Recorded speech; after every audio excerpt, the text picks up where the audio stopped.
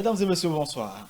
C'est avec bonheur que nous vous retrouvons et nous sommes reconnaissants du fait que vous nous suivez bien évidemment dans l'espérance de mieux connaître au travers donc de cette tribune sociale avec notre personne ressource, le professeur Degui Amouzouri. Bienvenue donc à l'imparfait du présent pour qu'advienne le plus que parfait du futur.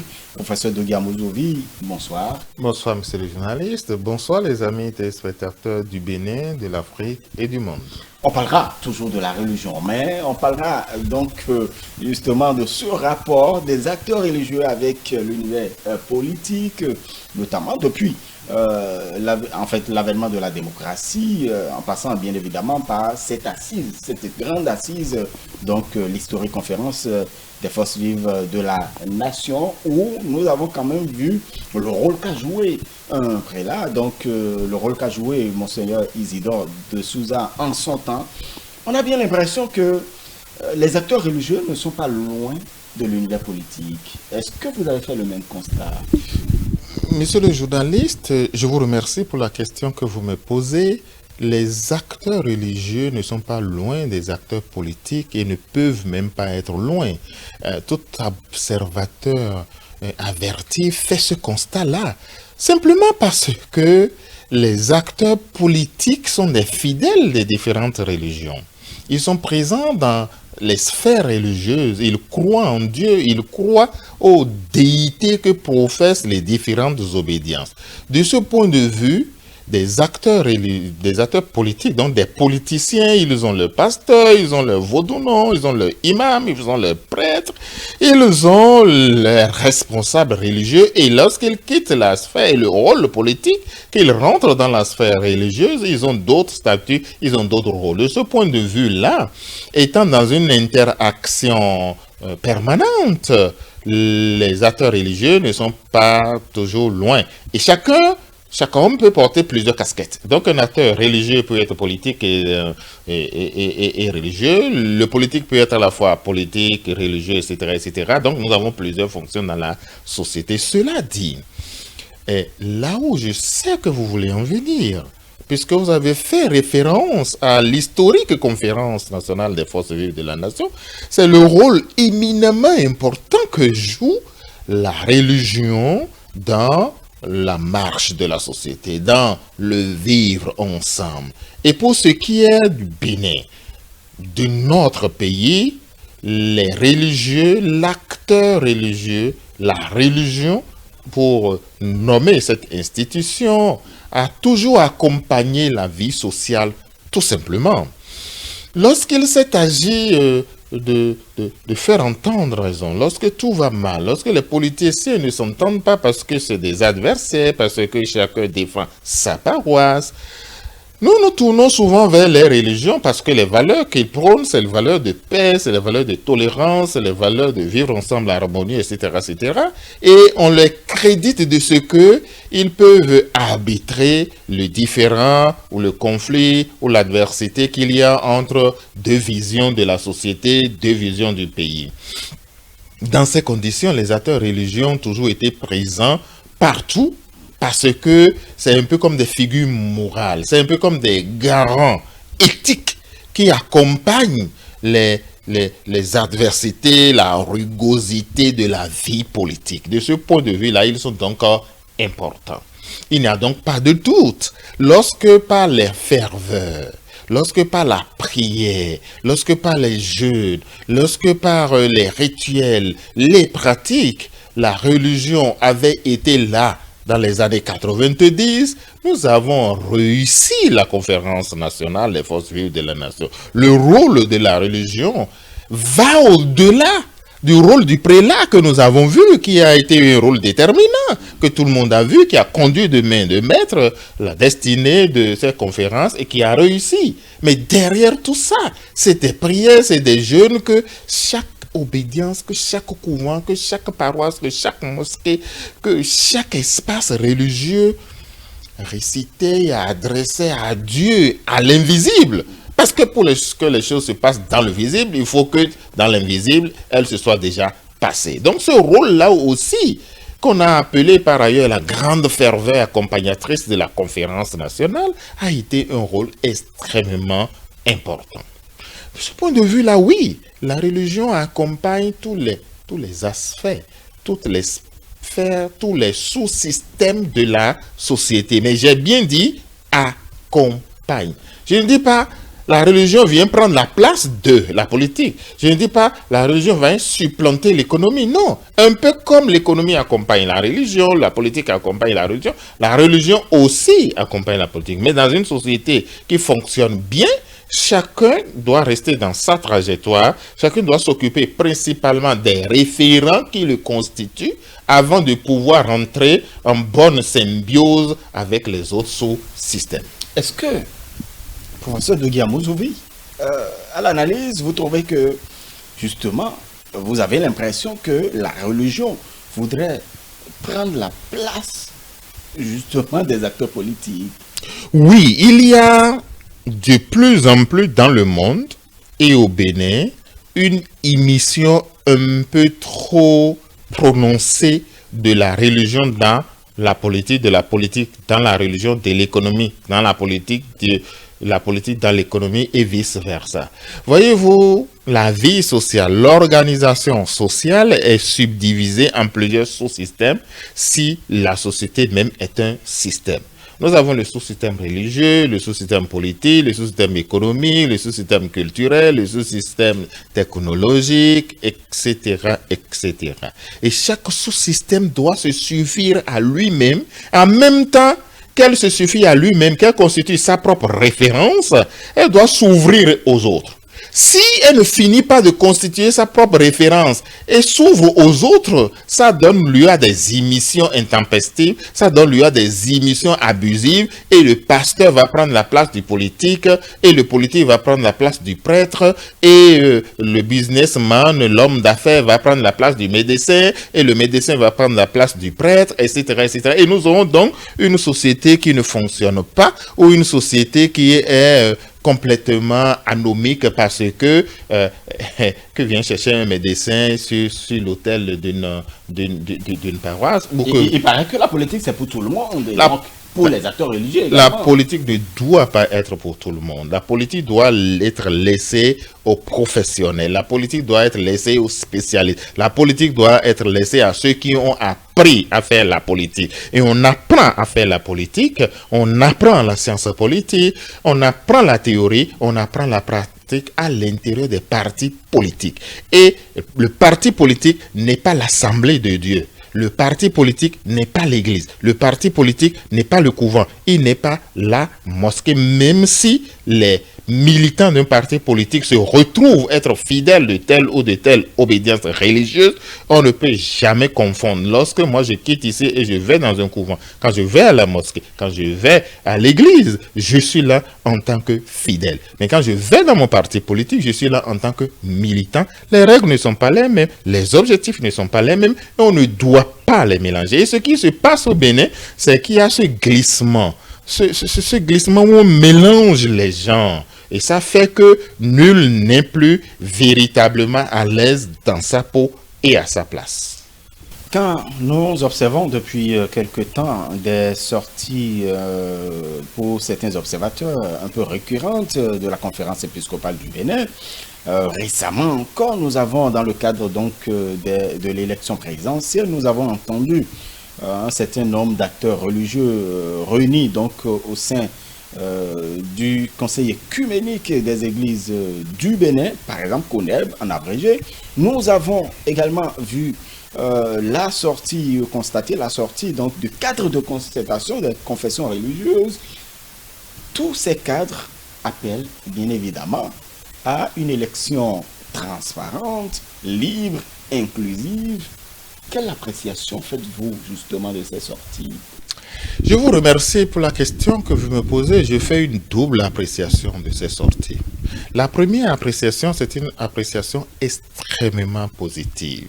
On n'appellera suffisamment jamais assez à la paix, à la tolérance, à la transparence, au vivre ensemble harmonieux des filles et des fils d'une république. Et de ce point de vue-là, ces acteurs que vous venez de citer, ils sont dans leur rôle.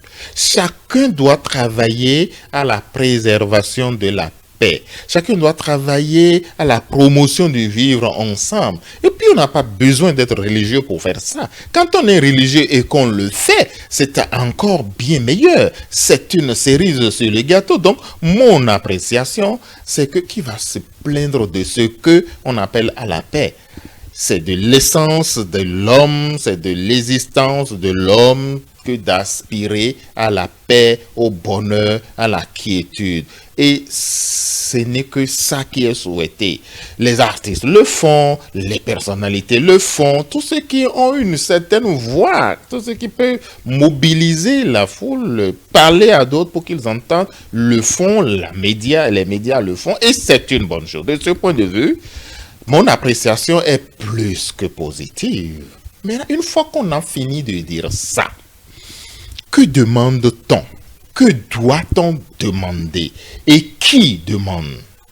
Quand je regarde le contenu de la plupart de ces sorties médiatiques et de ces acteurs-là, il est souvent demandé que les élections soient justes, que les élections soient transparentes, que les élections soient équitables, etc. C'est ce que j'entends. Je n'ai jamais entendu que les élections soient légales. Alors, derrière les mots là, que les élections soient inclusives, c'est des choses comme ça que j'entends. Le Bénin, ce qui nous réunit d'abord et avant tout, c'est quand même la loi. C'est quand même la justice. Le Bénin est une république, c'est un état de droit. Et ce sur quoi nous ne devons pas lésiner, c'est d'abord et avant tout le droit. Donc, si les élections sont déjà légales, ça va ouvrir la porte à tout ce qui vient après, c'est-à-dire la transparence, c'est-à-dire la quiétude, c'est-à-dire la tolérance, c'est-à-dire la paix, etc., etc. Mais si jamais... Ce n'est toujours pas systématique, professeur. Dans le cas du Bénin, ce qui représente le sacré pour tout le monde, ce qui représente, comme on le dit improprement, le fétiche de tout le monde, ce qui représente, ce qui cimente tout le monde, ce n'est pas encore ça. D'abord, c'est la loi, c'est les règles. C'est pour cela que nous devons tous travailler en bons citoyens, en bons républicains. On est d'abord citoyen avant d'être chrétien. On est d'abord citoyen avant d'être musulman. On est d'abord citoyen avant d'être vaudouisant. De ce point de vue, ce qui ne diffère pas, c'est la République. Et notre citoyenneté, elle est cimentée dans la loi fondamentale. Elle est cimentée dans le droit. Le droit positif, aujourd'hui, a organisé les élections. Chacun devrait travailler à ce que ces élections soient légales. Et tout en étant légales, je parle d'aujourd'hui, hein, tout en étant légales, les élections doivent être forcément transparentes. Les élections doivent être forcément assurer la paix parce que il est beaucoup plus facile de créer le désordre en faisant dos à la loi plutôt qu'en faisant dos à toute autre chose. Il est beaucoup plus facile. Deuxième élément important. Moi, en plus de cet appel que les acteurs religieux, les obédients religieux, ou chacune des personnalités qui en parlent, en plus de cet appel, j'aurais voulu qu'ils ajoutent ou qu'ils renforcent ce que j'espère qu'ils font déjà. Parce que si demain il doit y avoir violence, parce que si demain il doit y avoir conflit, parce que si demain il doit y avoir menace sur la paix, c'est dans le cœur de chaque Béninois que cela naît. Et voilà que les Béninois sont déjà dans les mosquées, qu'ils sont déjà dans les couvents, qu'ils sont déjà dans les temples, qu'ils sont déjà dans les églises. En plus d'adresser publiquement ces messages au pays et aux dirigeants de ce pays, tous dirigeants confondus, je voudrais qu'ils renforcent, je sais qu'ils le font déjà, mais qu'ils le renforcent en parlant chacun à ses fidèles, en les amenant à ne jamais céder à l'exclusion, à ne jamais céder à la tentation, à ne jamais céder à la violence. Ça va marcher davantage, ça va marcher autant que ces annonces que nous faisons publiquement à tous les Béninois et que nous faisons aux acteurs politiques. Troisième élément essentiel. Je ne sais pas, j'ai besoin que nous réfléchissions encore là-dessus. Qu'est-ce que nous construisons au Bénin? Parce que la plupart du temps, lorsque j'écoute les acteurs, ils s'adressent à une institution. Ils s'adressent au président de la République. Et ils lui demandent de faire en sorte que... Ils lui demandent de... Parce que c'est ça aussi... Est-ce que ce n'est pas à juste titre? Parce que c'est celui qui détient le pouvoir. Il a tous les pouvoirs. Notre constitution lui a tellement donné de pouvoir qu'il peut tout faire. Je vous laisse à votre analyse. J'ai une autre lecture. Le président de la République, dans le cas du Bénin, n'est pas celui entre les mains de qui est concentré tous les pouvoirs. Et en la matière, justement, je voudrais escamoter un certain nombre d'analyses pour aller directement au but. Si nous disons que nous sommes un État de droit, et si nous disons que les élections ont été déjà organisées par la loi, s'il y a problème ou s'il pourrait y avoir problème, ce n'est certainement pas au chef de l'État qu'il faut s'adresser. Parce que c'est le Parlement qui fait les lois. C'est vrai, il est un acteur dans le processus quand arrive le moment de la promulgation. Il est un acteur parce qu'il veille à l'application de cette loi-là. Mais à la date d'aujourd'hui, est-ce qu'on ne se trompe pas d'abord de personne en s'adressant au président de la République? Est-ce qu'on ne se trompe pas de position en disant nous voulons des élections inclusives? Inclusive là, c'est quoi? Est-ce que l'inclusion, l'exclusivité, tout ce que vous voulez, la transparence, la justice va nous amener à tourner dos au droit? Si c'est ça la position, je dis tout de suite, il faut arrêter ça. Il faut privilégier le droit, il faut privilégier la légalité des élections qui arrivent et par la suite, privilégier les autres valeurs que la légalité amène, c'est-à-dire la justesse, la transparence et l'inclusive, tout ce que nous savons et appelons de tous nos voeux. Deuxième chose, si on estime que la loi en l'état apporte un certain nombre de faiblesses et que c'est encore à corriger, il faut s'adresser aux bonnes institutions. Je n'entends pas souvent qu'on parle au Parlement. Et pourtant, c'est le Parlement. On ne parle qu'au président de la République et le président de la République n'est pas détenteur de tous les pouvoirs. Le pouvoir législatif, le pouvoir constitutionnel n'est pas de la latitude du président de la République. Lui, il détient le pouvoir exécutif. En faisant ça, in fine, que veut-on du président de la République? Veut-on faire de lui un dictateur? Veut-on dire que c'est lui qui décide pour que la loi soit loi? Veut-on dire que c'est sa seule volonté qui passe? Quelle est la leçon, quel est le message qu'on donne au peuple? Quel est le message qu'on donne aux citoyens? Je voudrais que, en peaufinant nos tests, en peaufinant les acteurs destinataires de nos messages, qu'on se rende compte et qu'on se mette dans une logique qui accrédite les tests, qui accréditent la Constitution. Parce que si aujourd'hui on tente de présenter le président de la République comme celui, grâce à qui, celui à cause de qui, et qui est le seul, on aurait comme ça mis le voile sur le dispositif légal, sur le dispositif juridique de notre pays. Oui, il a un rôle à jouer en tant que président de la République. Les autres institutions aussi ont leur rôle à jouer. Qu'on donne à César ce qui est à César et qu'on donne à Dieu ce qui est à Dieu. Chacun joue déjà sa partition. La preuve, tout ce que nous avons en matière de dispositions légales, de dispositions réglementaires, de l'ordre du Parlement. Si donc il doit avoir encore changement, c'est selon les dispositions légales. C'est selon les acteurs, c'est au Parlement qu'il faut d'abord s'adresser.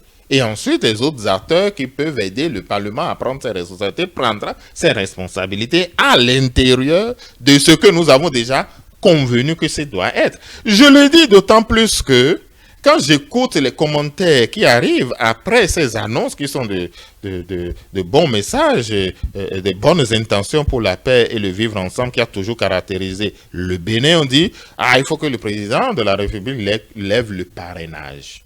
Est-ce que ce n'est pas trop demandé à cette institution, à cette personnalité, à ce monsieur? Est-ce que c'est de son ressort aujourd'hui de dire « halte au parrainage ». Si nous lui demandons ça et qu'il le fait, que faisons-nous de lui demain? est-ce que nous ne l'amenons pas à outrepasser par nos propres demandes, à outrepasser ses limites? Est-ce que ce n'est pas nous-mêmes qui fabriquons quelque chose que nous n'avons pas voulu, que nous ne voulons pas, et que le préambule de notre Constitution a banni plus que jamais? C'est nous qui faisons, qui cumulons entre ses mains toutes ces responsabilités, tous ces Et donc, droits-là. en un mot, vous voudriez bien que les acteurs religieux puissent se retrouver dans leurs différents cadres religieux, prier pour le Bénin, sensibiliser leurs pères, ou du moins leurs fidèles. Je souhaite que tous les acteurs en général, les acteurs religieux en particulier, les acteurs politiques en particulier, les citoyens, que toutes personnes confondues, n'oublient jamais d'où nous venons et où nous allons. Et là, d'où nous venons, où nous allons, c'est le droit.